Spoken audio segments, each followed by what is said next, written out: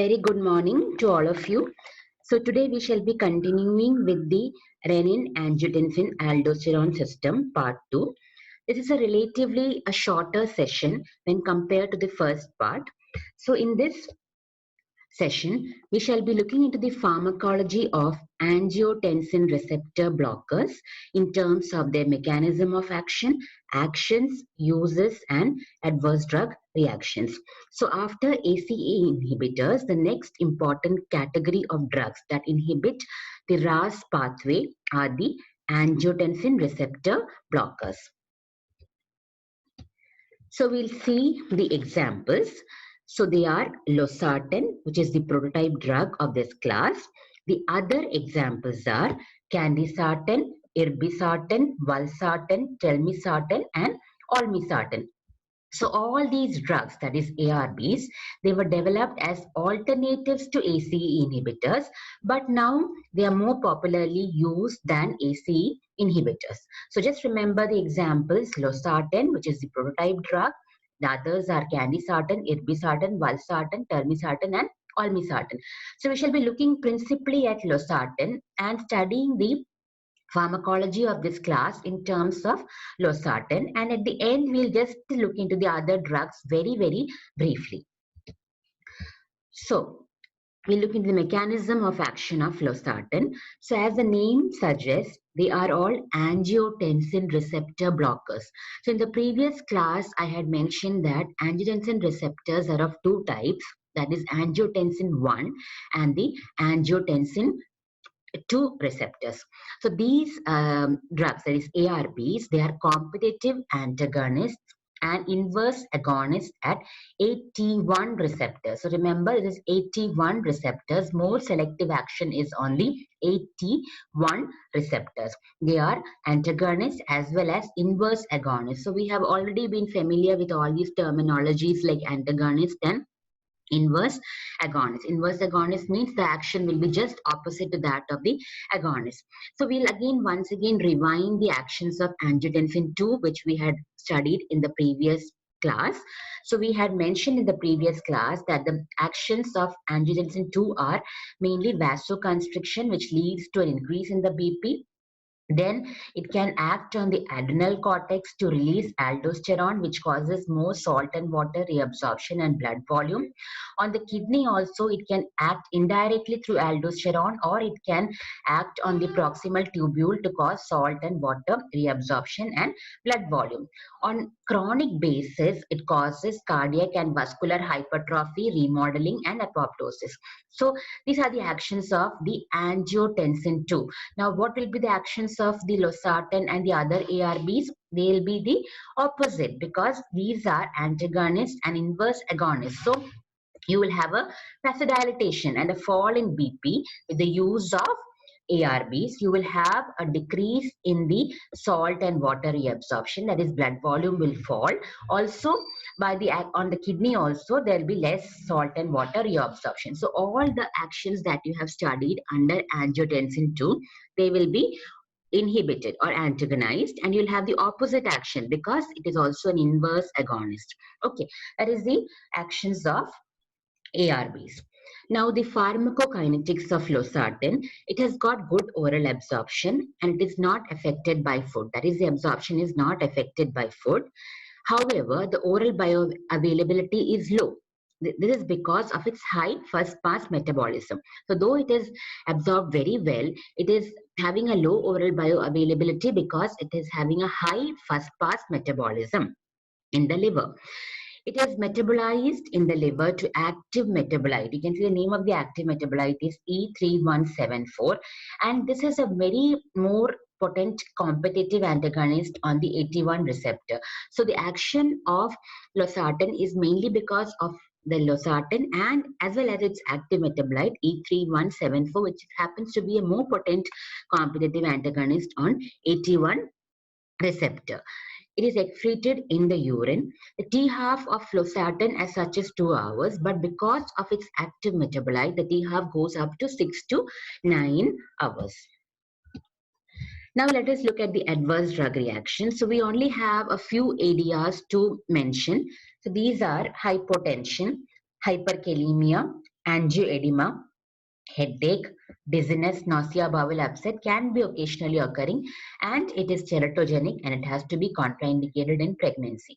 So you have seen all these areas were present in the AC inhibitors also. Okay, but what is characteristically missing in this ARBs is the presence of brassy cough, dysgeusia. All these areas were present in the AC inhibitors, especially the brassy cough was a very notorious adverse drug reaction with AC inhibitors. Now that brassy cough is not there in this.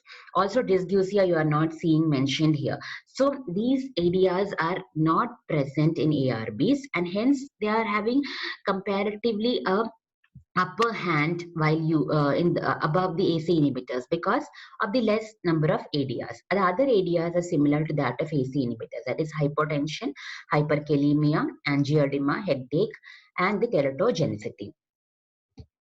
Now we'll just once again mention the advantages of ARBs over AC inhibitors. So already I mentioned to you there is no cough or there is no ADR like dysgeusia associated with ARBs. Now why don't they cause cough? In the previous class I had mentioned the reason for cough with the AC inhibitors, and the reason was that the inhibition in the degradation of bradykinins by the AC inhibitors. You all know ACE is needed for the bradykinin degradation.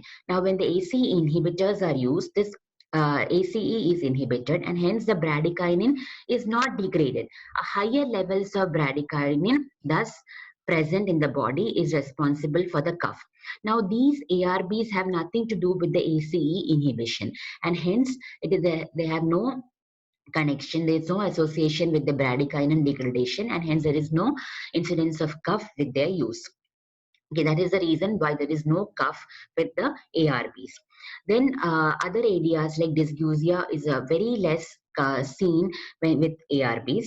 The third advantage of ARBs is that the ARBs cause complete blockade of angiotensin II actions as compared to AC inhibitors. So in the previous class, I mentioned that the angiotensin II can be formed by the ACE involving pathway. There are other pathways also by which the angiotensin II can be formed.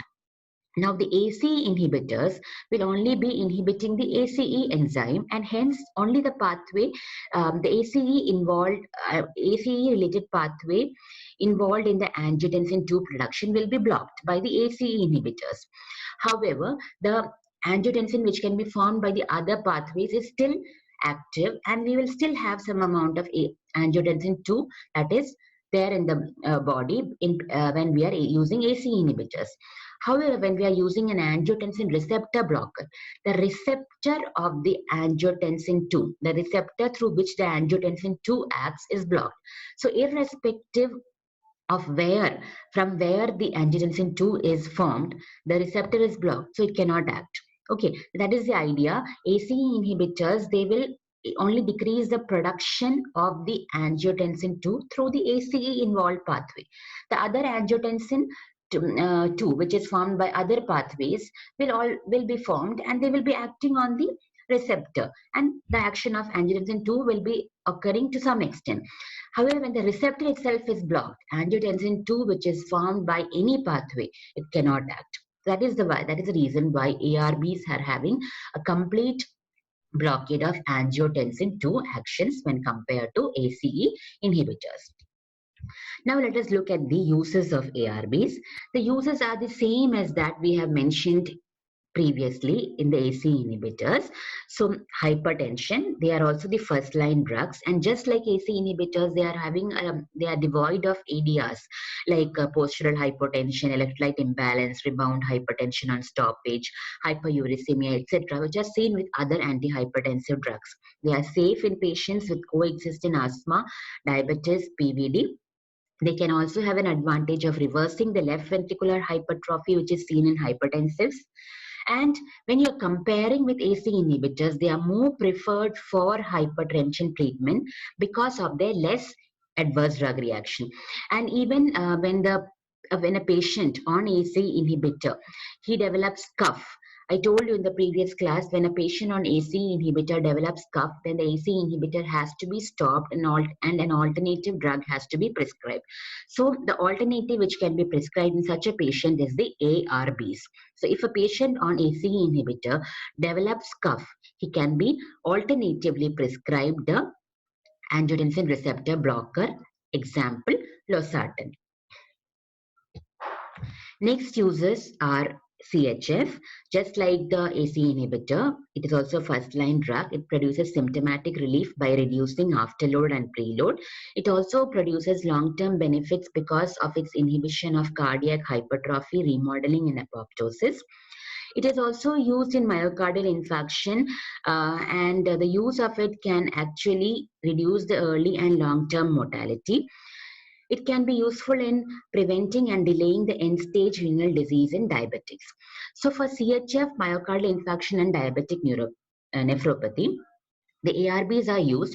However, the experience of using ACE inhibitors in these conditions is more than the ARBs. So they are still, the ACE inhibitors are still preferred over ARBs in these conditions. However, in hypertension, the ARBs are more preferred over the ACE inhibitors. Now we'll just have a glimpse of the other ARBs. We're not going into the detail of these ARBs. They are only differing in the pharmacokinetics from losartan. So we'll just have a brief overview.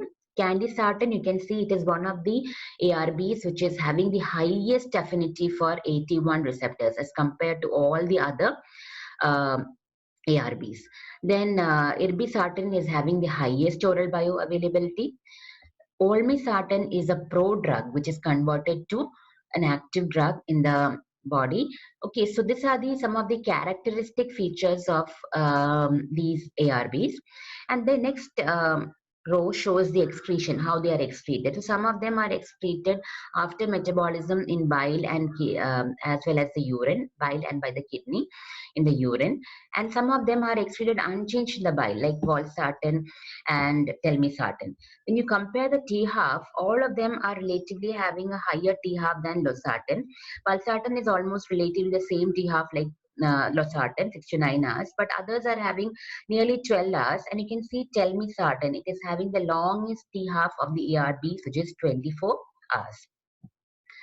So with that, we complete the topic, and you have to revise the ACE inhibitors as a short note, ARBs also as a short note. So these are two questions which can be expected for your examination.